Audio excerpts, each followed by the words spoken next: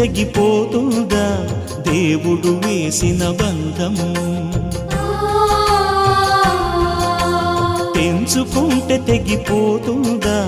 దేవుడు వేసిన బంధం తెలుసుకో నీ జీవిత గమ్యం పెంచుకోమానుబంధం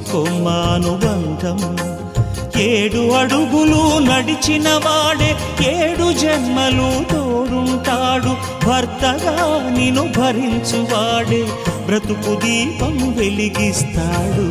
అతని హృదయం నాటి చెరామి అగ్నిహోత్రమే అందుకు హామీ